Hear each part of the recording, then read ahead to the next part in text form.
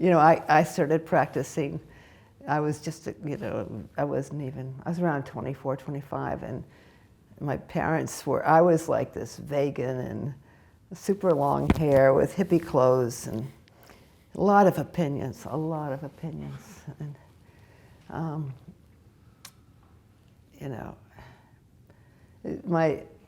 I moved into the Zen Center, and after a few weeks, I was home, because my Sansa named Zen Master Soeng Hyang, he said, you be good to your parents, and, they like you like.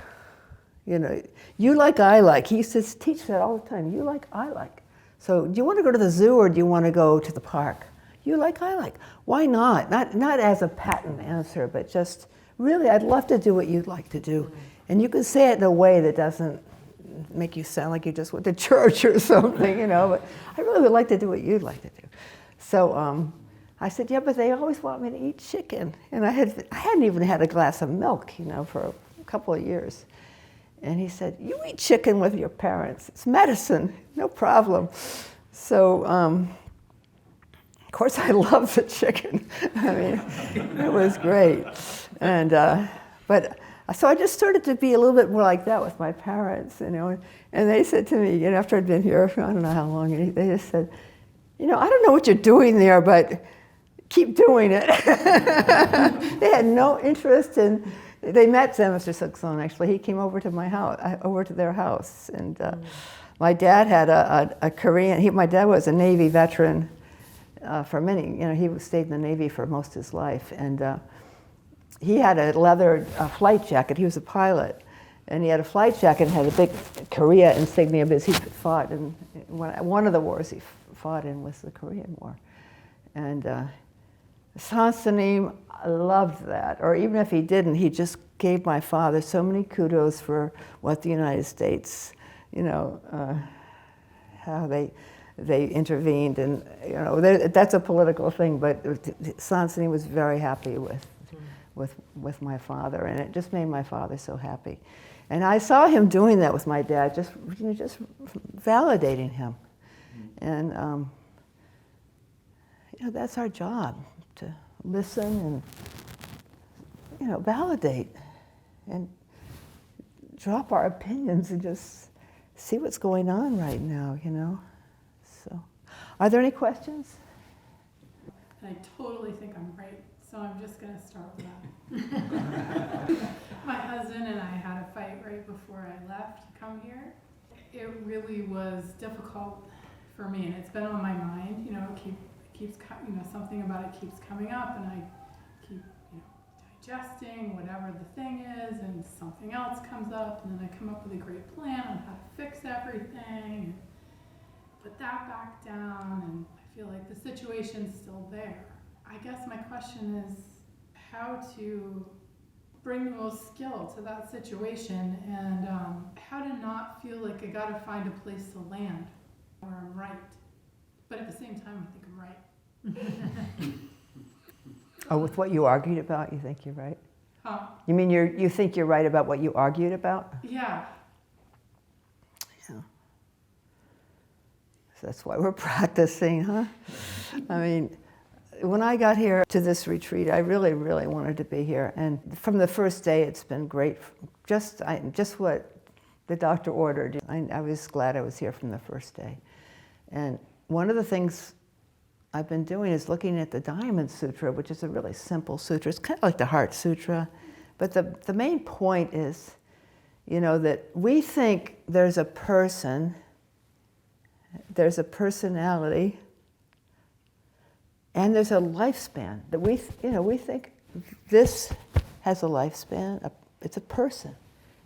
And that's our mistake. If we don't know and just be in this moment, it seems like the simplest thing to do, but I've been sitting there and it's like yada yada, just get your stories. And who helped me was Matt was doing yoga one night, and he said, I thought it was like from a Hallmark card at first. He said, "Do your best and forget the rest." And he said, it's just like, don't know. And I kind of went, I don't know, this is simply. But I was like, do your best, forget the rest. And I really like that, so I've been saying that to myself. Thank you for your teaching. I think I said it's the same as saying only go straight. Oh, okay. Do your best, forget the rest. Yeah, and it's like don't know too. It's just like, it's just like, yeah. So the rest is what's killing me. It's like, it's like I thought I could do this. I mean, look at it. There it is. There's the moment. And I was also reading this Roshi. Her name was Maureen Stewart Roshi, and she died of cancer in the I think early 90s. She lived in Cambridge. I had met her. She was from a Japanese background. She was discussing a lot about kind of like samadhi, but just that mindfulness state of just, here it is, just right here. And that how blissful that can be, and how wonderful, And so I was kind of going on that, and then if there's do your best, forget the rest, and this person's the one that's the rest, This is my story, your situation. We all have these situations in our life, and these memories of people I remember, these people who come up that I used to know that I really never got to say goodbye to, or they died, a couple of my good friends passed away before I got a chance to really reconnect. And so they'll come up, and then I go, but that's the rest. That's not the best, because when I do that, when something comes up, you let it be. You don't like go, oh, trash, it's the rest, like that. No, but it's like that person will come up, and I'll go, oh, Kwanzaa Boso, thank you. Just a couple of out-breaths of thank you, Kwanzaa Boso, and then drop it. They're not here. Everybody, anywhere, anytime, any dimension can receive love. I really believe that. So we had a nun here, she just talked about love the whole time. And it's like, so I can send those memories love. And if they come up again in 10 years or tomorrow, I can send them love again. And maybe there's some vignette of boy, I could have treated them better, and I've been trying to treat people better for years, but then remember that, like, oh yeah, I could do that. So I think that digesting what's going on with that relationship is like, it's difficult. So, but to spend this time, send love, don't know, just let yourself not know, even though you think you're right. But don't know. And it kind of connects with going to church with your mother or something. I never got that far to go back to church with my parents. Not that they cared, I don't think, but they still were going to church, and I never went back. But I could have, and that might have been nice, But how do we, without patronizing, like, I'll do it just to make them feel good. No, but how can we do it without patronizing, with just a certain love, I guess it's love, to just join and be with, not drop our ideas of what's the best thing to do, So I guess, I don't know, that's my answer. What do we do? I'm a creative person, so I can do all kind of creative work on the seat, I noticed today that, like they say, let your mind go anywhere with no hindrance. To not do anything at all, not try to utilize this machine, just let it go wherever it wants to go and not bother with it.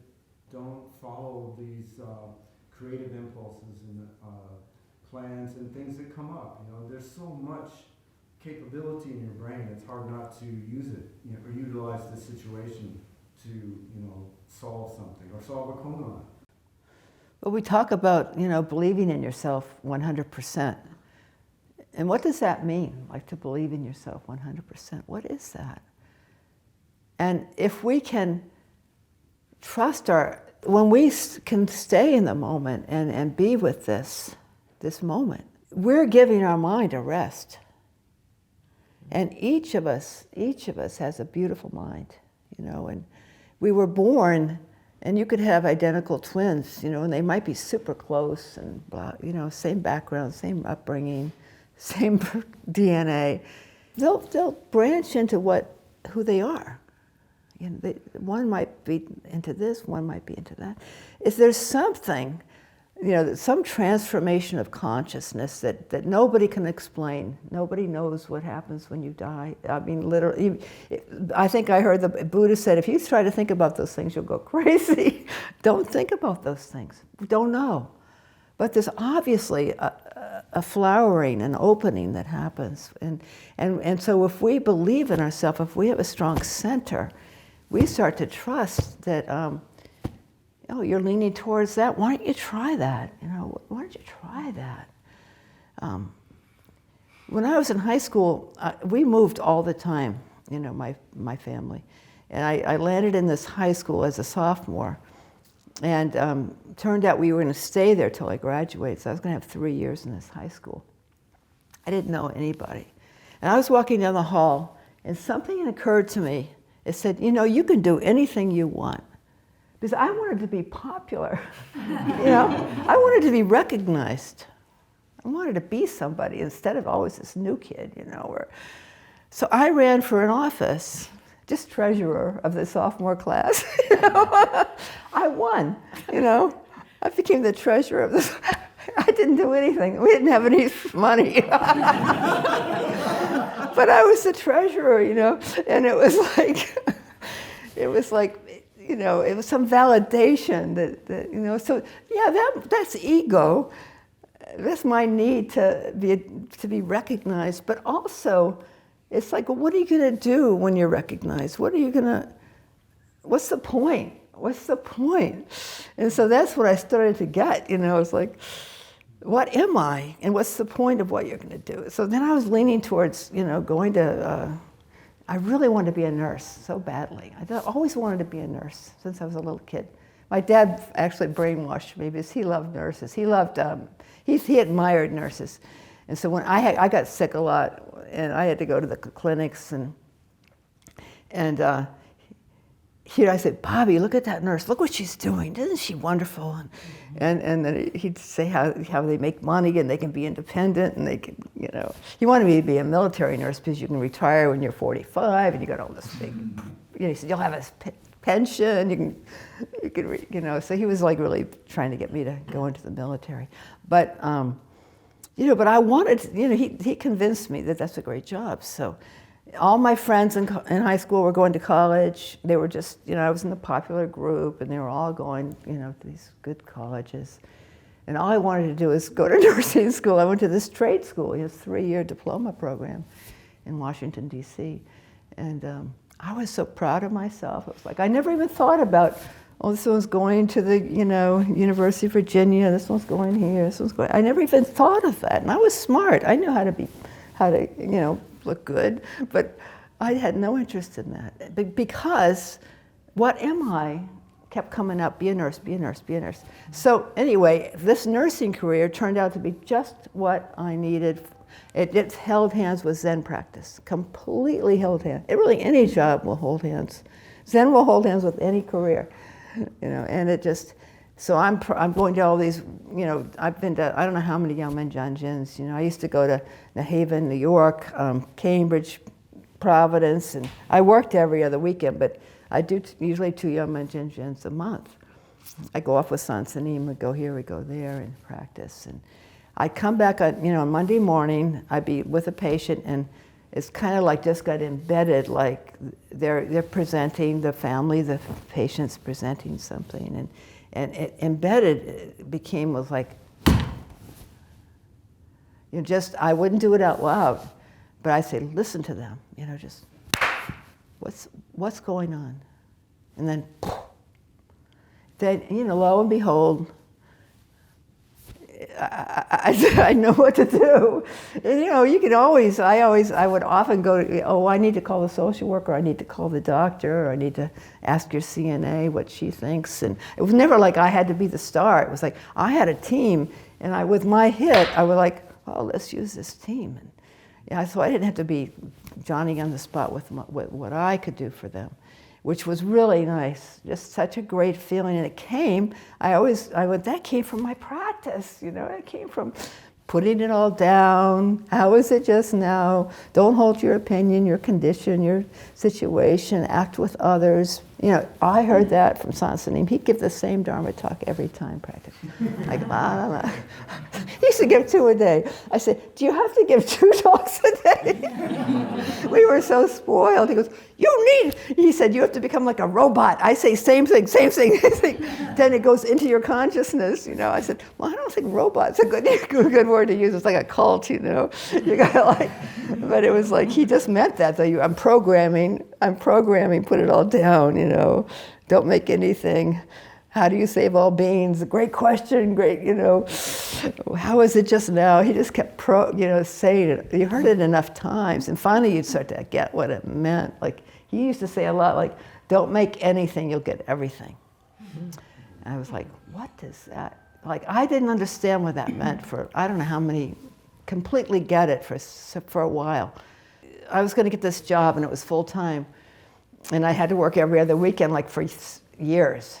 I went, oh my God, because I was such a hippie and all this, and then oh my God, I'm gonna get sucked in. He wanted me to make money to help the Zen Center, and I go, oh, but I'll only have every other weekend off. It's 40 hours a week. It's like going to prison, and like I saw my future, and that was my whole life, until I retired. And he goes, don't make anything, you'll get everything, and I went, okay, and it turned out like that wasn't a prison, that was a beautiful thing.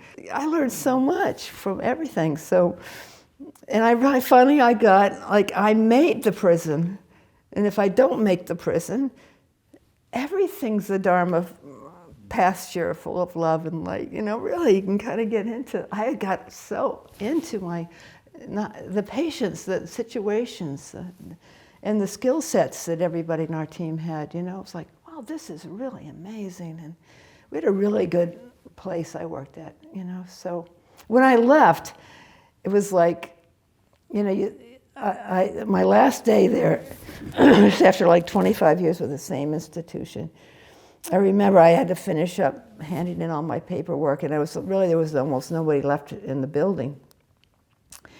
And so I put everything away, and I walked out of the building, and I just put my hands on the bricks on the outside. I just put my hands on the building, and I just wept for, I think, like, I'm gonna cry now, like 15 minutes, just like, wow, thank you, for busting my ass, But it was like, that's what we need, we gotta find something to bust our ass and just get into it and do it well. So, and I think Zen just helps you so much with that, really. So, yeah. And I agree with you when you sit here in this building and you go, wow, thank you. This was work. It was, I didn't do it, but it's like just to think what went into this building, keeping that building in one piece. It's like, there's so many people to appreciate, it's just like, and especially Zen Master Soeng Hyang, like he did that for so many places, he was like a fire, he was all fire. And I was telling somebody, in Chinese you have 5 elements. We have they add metal. There's metal, water, fire, air, and wind. But anyway, the other earth, yeah. So he had all of his 5 elements. He had his chart done and everything by Chinese Asian astrologers, and he was all fire. He didn't have any of the. He only had fire in his chart. And then he was a Leo, in the American astrology, he was a Leo. So he had a personality that, wasn't always great. It was very autocratic on some levels, from his cultural background, and what he was just on fire, a missionary on fire, and so he just like scream at us to get this done, get that done. He'd throw us money that he got from the Asian, his Sangha in Korea. And he'd go down to New Haven and do it to them. He'd do it to Cambridge, he'd do it to New York. Then he starts going to Europe, and it's like we never saw him after a while. He's just like starting fires, little fires everywhere. And that was his whole thing. So, I mean, talk about, I had my nursing career. He had this whole incredible charged missionary thing that he did, you know. And he would, I remember I was in Korea one time and he was giving a talk to, we were just there and for a couple of weeks or whatever, and he was going to give a talk to some college students. I think it was a military college.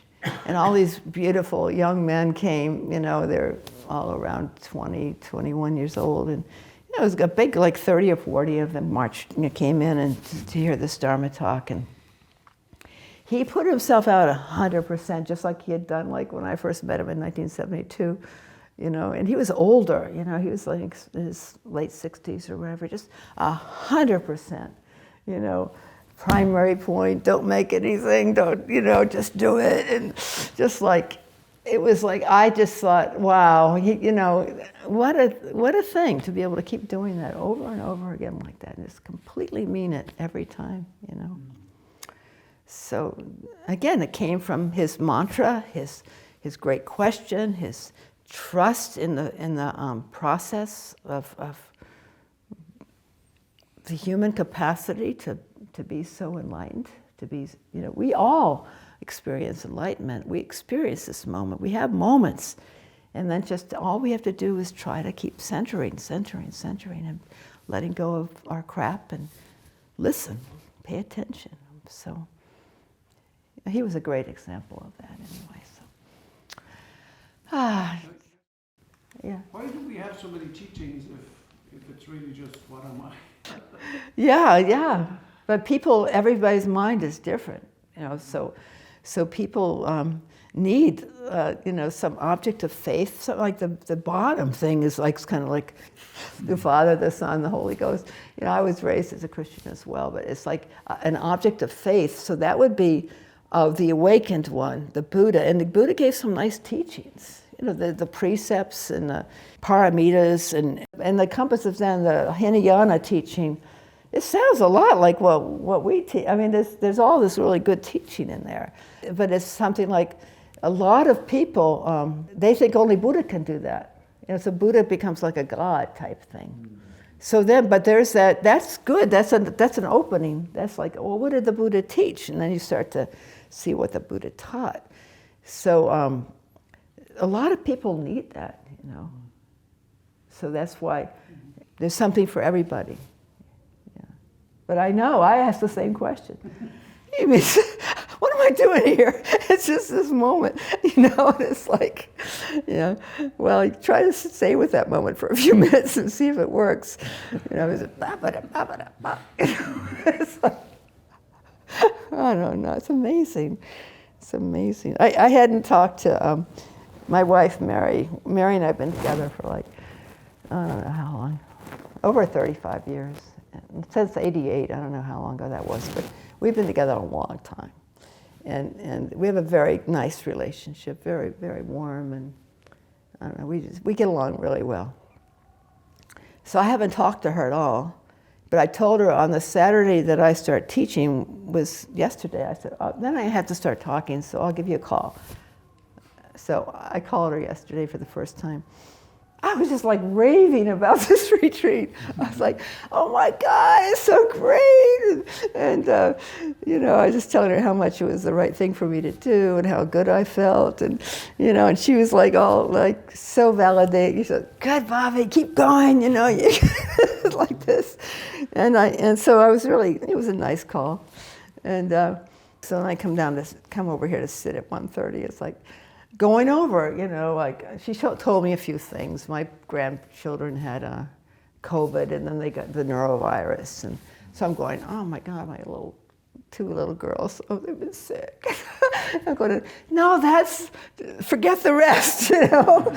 Yeah, they were sick, now they're healthy, like, forget about it. You know, why do you have to think about, oh, my poor grandchildren got sick?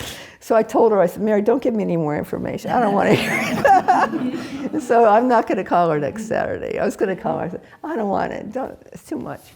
So, because it's like, we're so juicy, you know, we love to go over things and, you know, and then we die, you know, and I remember this one Zen master. So often you'll read the last words of a Zen master. You know, it'll be a poem or it'll be just a statement or something. And this one Zen master I read, I don't know who it was, but he said, "What was the fuss?" That was his last words. As he was entering, you know, he was like going into the light and like, who's going to remember that shit? You know, I mean, nobody cares. So why do we keep remembering it? We have, you know, and if we need to work through something, you know, like I could, when I get home, I could say to my little, you know, one's 10 and one's 6, my granddaughters, "Oh, I heard you were sick. How you know, is it hard? How are you doing?" And I could just love them up. I could do that then. I won't forget that they were sick while I was gone. You know, I don't need to keep going over it in my head. And that's the thing, we have to trust our center, that the things we care about are correct relationships and how we function in this world. And you know, it'll be there. It'll be there for you. And that's what I don't quite trust it. I'm saying that, but the part of me that probably doesn't trust it either because I keep going over it, you know. Don't forget to tell them. Yeah, see how they're doing. You know, it's like, shut up. You know? You'll find it. It'll be there when you need it. So they probably forgot the whole thing anyway. I don't know if they bring it up, you know. Who cares? You know? So what was the fuss? So that's a nice thing. I like that. What was the fuss? I used to see people pass away a lot with my hospice care. I've seen a lot of people take their last breath, and some of them were at peace, but I would say a good 70–80% weren't at peace, you know. Fussing about something, you know, even to the end. One guy, I got I got a little frustrated with him. He's actively dying. He had a wonderful, wonderful, wonderful wife and daughter. And he never thanked them. They were like bending over backwards, you know, helping him with this and that and that. He needed a lot of care.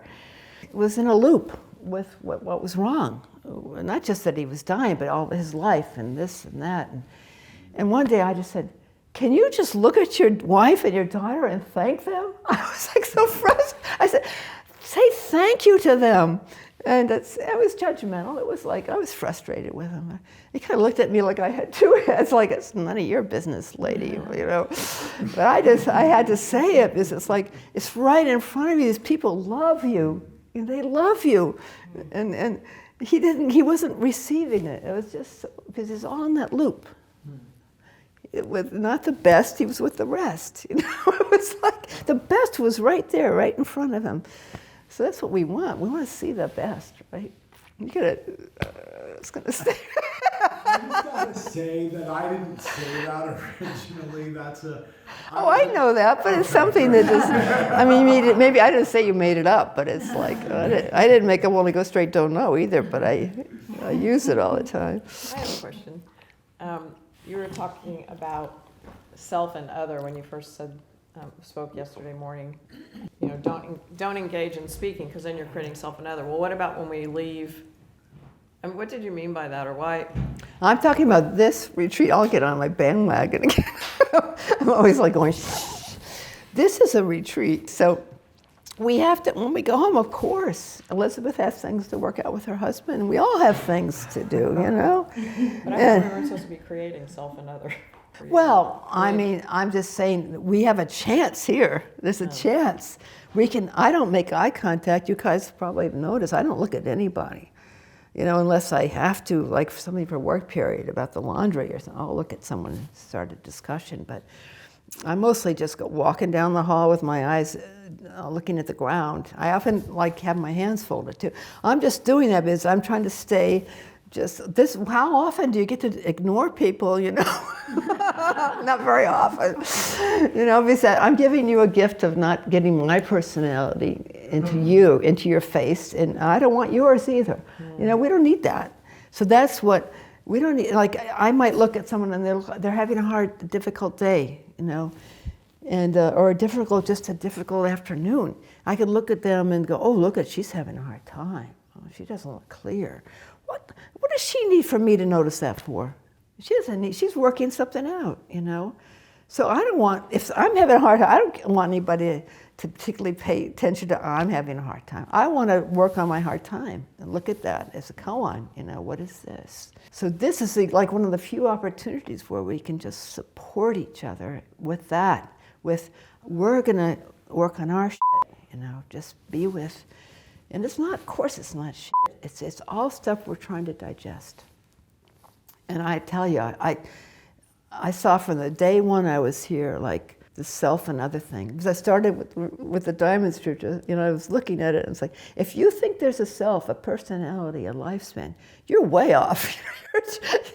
This is what you get when you really get these openings with I don't want to use the word entering the stream or enlightenment, because it's all snaggy, you're like, oh, I want that, I want some of that. But really, the more you let go, you can go deeper, and you really can become so much more responsive and so much less self-identified. It's, I don't know who ever lived it that I'm aware of, the completely dropped self, but it's hard to drop.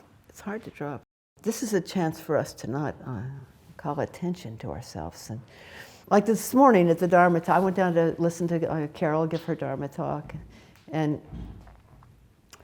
they mentioned, Zen Master So-and-so said that, and Zen Master So-and-so said that. And these are all my contemporaries, people that are, my age.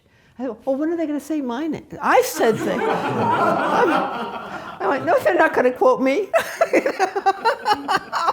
No, but that's my ego. I was like, oh, I hope they say something about me. That happened this morning. Okay. And I've been here almost 6 weeks. So, 6 weeks since 1972, I've been trying to drop this self. What about me? How about what I said? That's there, And I just think I just go, oh, there you are. And then keep working at it, So it's funny. Let's be humble, right? My biggest compliments I get, Bobby, I like you because you're so normal.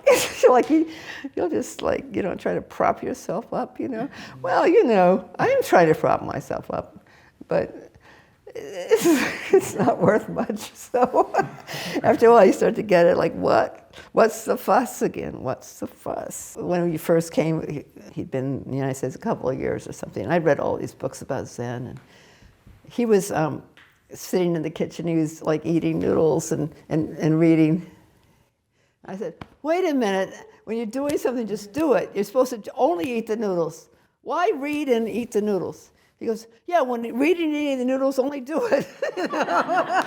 He was quick. I went, oh, okay, because that's an idea. We have these ideas, if I'm practicing correctly, then I'm doing it this way or that way or this way. But it's like, believe in yourself. What are you doing just now? And then pay attention. And there's no rules, really. It's the biggest rule is to listen to your gut. It knows everything.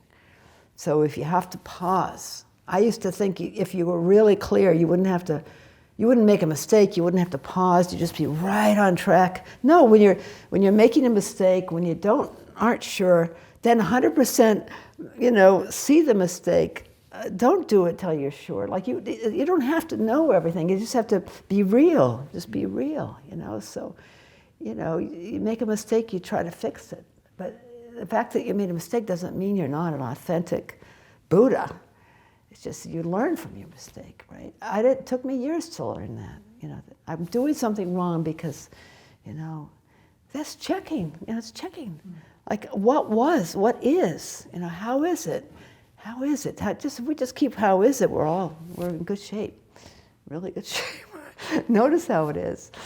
And so don't check that you did it wrong or this one did it wrong, but that's why he was always saying, go straight, keep walking into the moment. The American saying, I don't know if it came from America, but put your best foot forward. There's these old cliches that are amazing. Let's get that word best.